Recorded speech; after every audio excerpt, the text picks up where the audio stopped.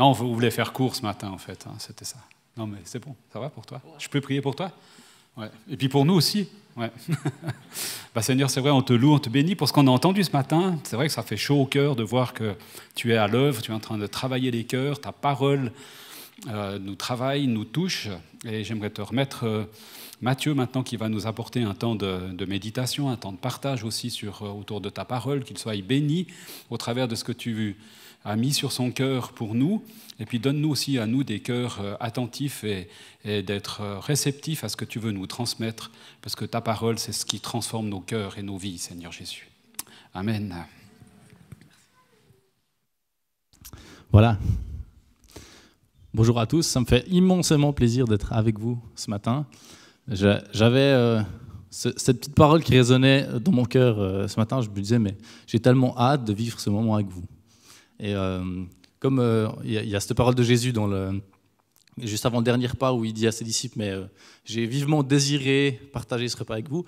Et moi, j'avais ce truc qui résonnait en moi, j'avais tellement envie de vivre ce moment avec vous ce matin. C'est un temps qui me réjouit à fond. Et d'être témoin aussi voilà, de ce que Dieu fait dans la vie de nos frères, nos sœurs, de Jason et Zoé en particulier aujourd'hui. J'aimerais me tourner ce matin une fois de plus vers ce panneau où c'est mis « Être oasis, vivons l'essentiel avec Jésus ». C'est notre vision d'église. Et cette notion d'essentiel, elle me travaille, elle est intéressante. Ça fait plusieurs semaines que j'ai commencé un livre, ça s'appelle « Un mois », mais c'est écrit M-O-I, pas M-O-I-S, « Un mois pour aimer l'essentiel ». C'est un livre qui a été écrit par Gilles Geyser, qui est pasteur à Chableux-Croix, à Aigle. Et voilà, c'est proposé en lecture quotidienne. Après, on peut espacer, puis pas faire tous les jours, et puis un jour sur deux, chacun libre. Et c'est un livre qui m'inspire beaucoup, et ceux qui sont intéressés, je partage volontiers avec vous, et puis je vous encourage à l'acheter et à vivre ce parcours. Et du coup, ce que je vous apporte ce matin est aussi emprunt un petit peu de ce livre-là. Il y a quelques années, quand on s'est marié avec Marina, on est parti en voyage de noces. On est allé en Sardaigne. C'était un cadeau aussi de ses frères et sœurs qui nous ont offert le billet d'avion avec le logement et puis la voiture louée, combinée avec le billet d'avion. Il s'avère qu'on a fait les affaires un peu en précipitation, enfin voilà. Et puis quand on s'est retrouvés à l'aéroport, au guichet, pour prendre la voiture, j'avais oublié mon permis de conduire en Suisse. Oui, mais je vais vous passer tous les détails, mais il se trouve que le billet d'avion combiné était à mon nom pour la voiture. J'aurais pu avoir la Mastercard, mon CV, le certificat d'études, une carte de donneur, un passeport, tout ce que vous voulez. J'avais pas mon permis de conduire, on n'a pas eu la voiture. Dans cette situation, l'essentiel, c'était mon permis et je ne l'avais pas. Pas de permis, pas de voiture. Et quand il te manque l'essentiel, ce n'est pas juste un petit quelque chose qui te manque, il te manque tout. Quand il me manque l'essentiel, il me manque tout.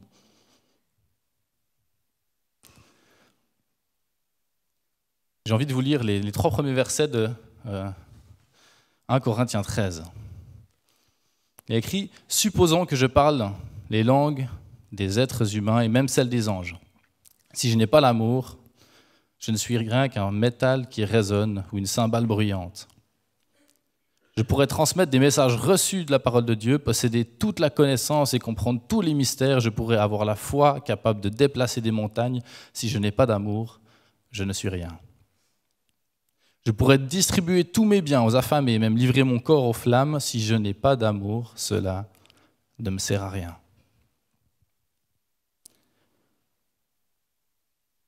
L'amour est essentiel. Et sans l'amour, tout perd son sens. Mais alors c'est quoi notre essentiel à tous? C'est quoi l'essentiel pour Dieu? L'essentiel qu'on a mis, qu'on veut vivre ici? Je vais vous lire encore quelques versets qui se trouvent dans Matthieu 22, versets 36 à 40. C'est les hommes de loi qui viennent confronter Jésus et un qui lui dit « Maître, quel est le plus grand commandement de la loi ?» C'est un piège. « Tu aimeras le Seigneur ton Dieu de tout ton cœur, de tout ton être, de toute ta pensée. » C'est là le commandement le plus grand et le plus important.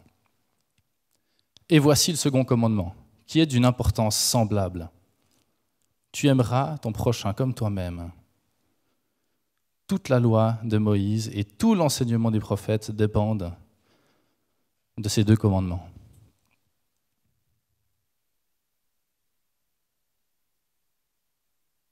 Je ne sais pas vous, mais moi, il me dérange un petit peu ce commandement. Il me dérange parce que c'est « tu aimeras ». Comment on peut forcer quelqu'un à aimer ? Comment on peut forcer quelqu'un à aimer si c'est forcé, ce n'est pas de l'amour ? Ce commandement, cette injonction « tu aimeras » d'aimer Dieu, ça peut facilement me pousser à entrer dans une sorte de spirale de faux semblants. Parce que, en fait, j'ai de la peine à aimer Dieu. J'arrive pas vraiment à l'aimer, mais je me force. Et puis, je fais semblant d'y arriver pour bien paraître, pour paraître un bon chrétien, quelqu'un qui suit le commandement d'aimer Dieu. Alors, je me force, je fais bien semblant. Mais en même temps, je me sens un peu hypocrite parce que j'ai de la peine à vraiment bien l'aimer.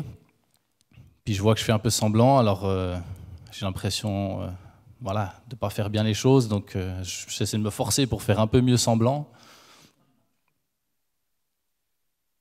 On peut vite entrer un petit peu dans une spirale comme ça, puis finalement on vient prendre la culpabilité, puis on se la rajoute sur le dos parce qu'on se dit « Ah, mais qu'est-ce que je suis mauvais, j'arrive pas à aimer Dieu, puis en plus je fais semblant, donc je suis hypocrite, oh là là ». Enfin, dans mon état naturel, dans la condition humaine que j'ai, en fait, il m'est impossible d'aimer vraiment Dieu. Ma vie, toute l'humanité, elle est entachée dans le péché depuis la chute. Et par mes propres forces, je ne peux pas, j'arrive pas à aimer Dieu. Mon cœur, si on peut dire ma colonne vertébrale spirituelle, ce qui fait mon être spirituel, en fait, c'est brisé, c'est cassé, c'est déformé. Et sans guérison, sans un nouveau cœur, sans une transformation, il m'est impossible de vraiment aimer Dieu. Mais Dieu est amour et c'est lui qui est la source de l'amour. Et la source de notre amour, de notre amour pour Dieu, la source, c'est pas nous, c'est lui. Je ne dois pas chercher en moi l'amour nécessaire pour réussir à l'aimer, parce que je ne vais pas y arriver, mais je dois me nourrir de son amour.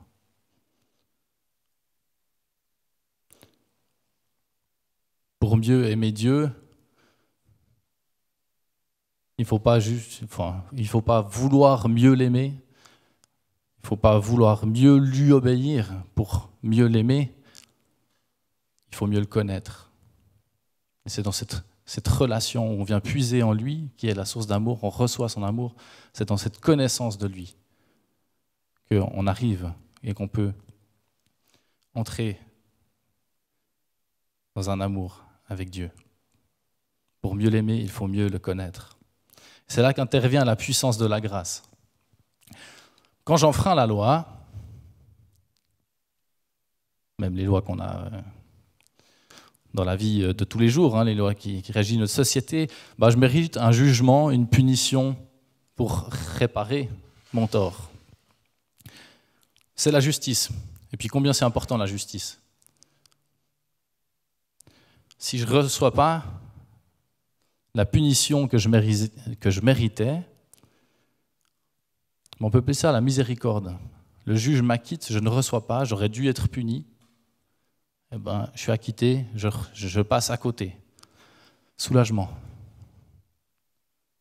Je devais payer une amende ou je devais purger une peine pour une faute. Finalement, on dit c'est bon. Soulagement. Mais ce soulagement, il ne vient pas transformer mon cœur. Mon cœur, il n'a pas changé. Puis potentiellement, je me dis, finalement, j'ai réussi à passer entre les gouttes cette fois, peut-être que je pourrais rester une autre, puis je repasserai entre les gouttes.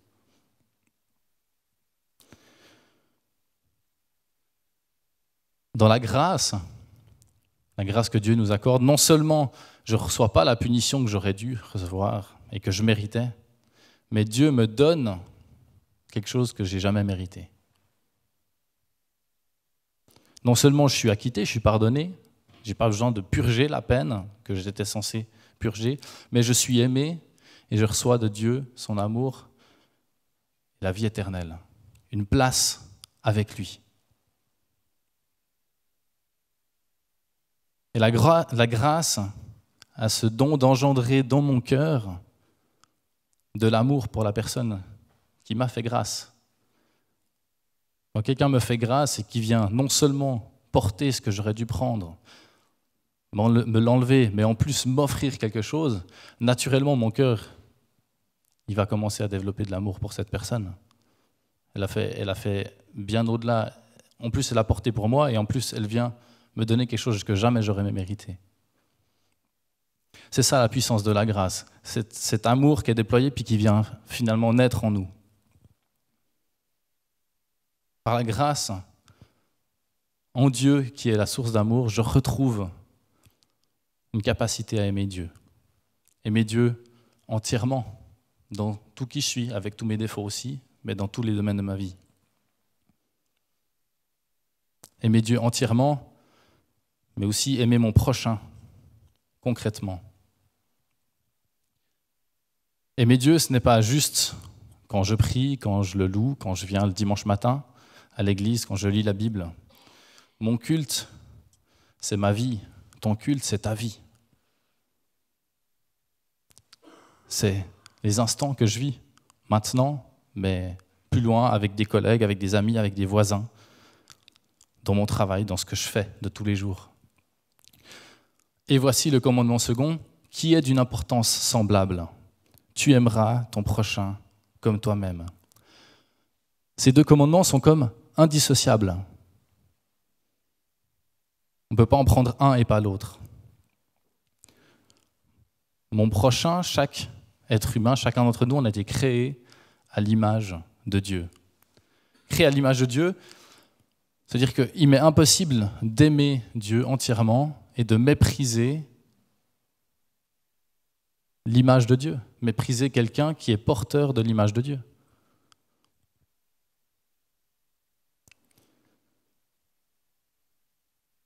Dans ce monde, nous et les gens qui nous entourent, je ne crois pas qu'on a besoin d'un amour en théorie. On a besoin d'un amour en pratique, d'être aimé en pratique. Un amour qui se révèle en action envers mon prochain, pour la gloire de Dieu. J'adore Dieu, finalement, en aimant et en servant ceux qui sont taillés à son image.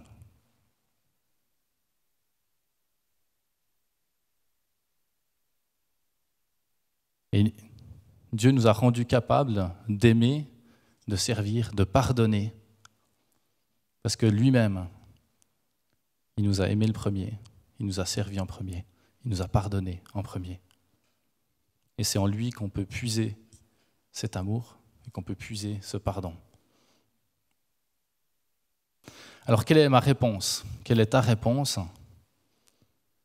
à l'amour infini que Dieu a témoigné dans la venue de Jésus-Christ? Jésus est pleinement Dieu et il est venu vivre la condition humaine, venu se limiter à un corps d'être humain sur terre.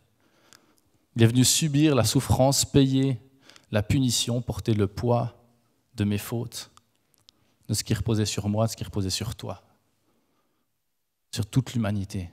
Il a été humilié, crucifié, mort. Et tout ça par amour pour chacun d'entre nous. Mais Jésus savait qu'en faisant cela, son amour triompherait de la mort. Et il est ressuscité. Mais il n'est pas juste ressuscité pour lui-même, il est ressuscité pour nous donner à tous ce don de la vie éternelle, de son amour qui se manifeste. Pour qu'on puisse tous être pardonnés, tous être lavés, tous être réconciliés avec Dieu. Et il nous donne la vie éternelle, et il nous donne l'entrée dans son royaume éternel. Alors quelle est la réponse de mon cœur, quelle est la réponse de ton cœur à cet amour qui nous a été manifesté par Jésus? Le baptême, c'est une réponse. C'est une réponse, c'est un choix pour dire je veux faire un pas de plus, accepter cela, accepter cet amour, je veux le vivre.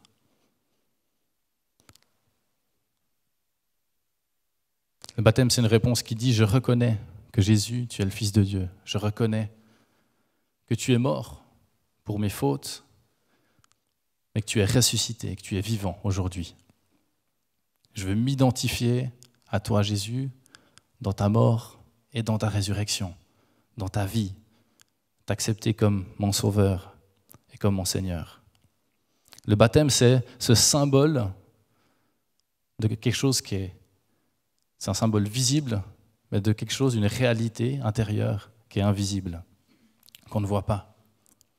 Lorsque je demande le baptême, que je suis plongé dans l'eau, je m'identifie à la mort de Jésus, qui est mort pour mes péchés. Mort que je méritais, qu'il a enduré. Et quand je ressors de l'eau, je m'identifie toujours à Jésus, mais à ce Jésus qui est ressuscité.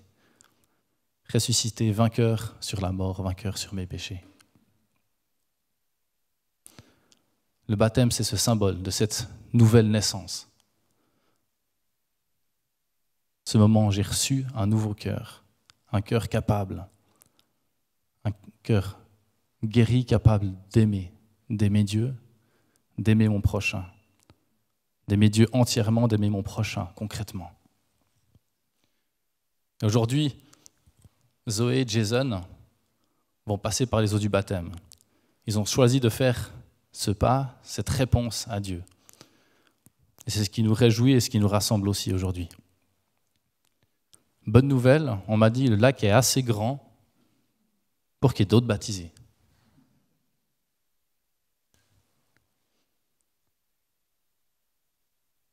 Il y a encore de la place. C'est jamais trop tard. Ça peut être plus tard, mais ça peut être aussi aujourd'hui. Donc si quelqu'un d'entre vous, ça brûle, a envie de se lever aujourd'hui et dire je crois que c'est le moment, il n'y a pas d'impossibilité. On trouve des linges, on trouve des rechanges, on trouve ce qu'il faut. C'est possible.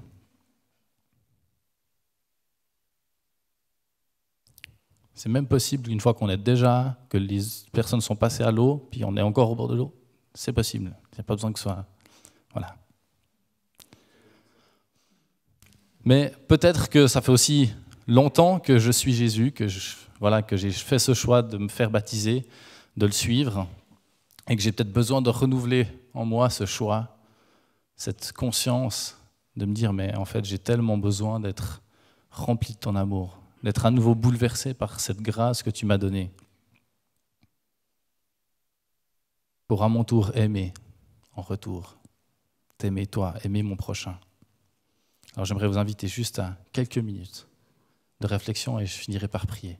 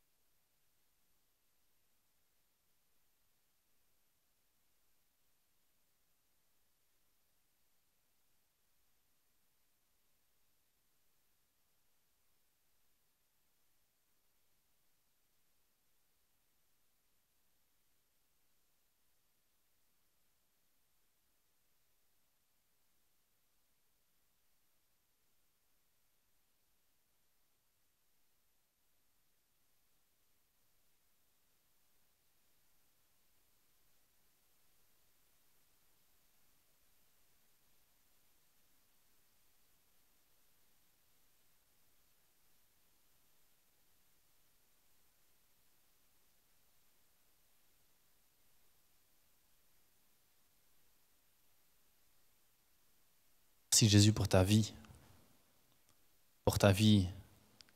dans ta venue sur terre, dans tout ce que tu as accompli, dans cette vie qui est un témoignage d'amour, d'un Dieu qui veut se rendre proche, qui veut venir me sauver, te sauver, nous sauver chacun. Merci pour cette vie empreinte d'amour, pour tout ce que tu as porté, pour nous avoir donné ce don de la grâce, d'avoir donné un accès nouveau à toi, à ton Père. Jésus, viens nous remplir à nouveau de ton esprit, qu'on puisse être perméable, sentir, comprendre mieux ton amour, l'immensité de ton amour. Que nos cœurs se rendent disponibles à t'adorer, te servir, en te louant toi, en t'aimant toi, mais aussi en aimant notre prochain. Amen.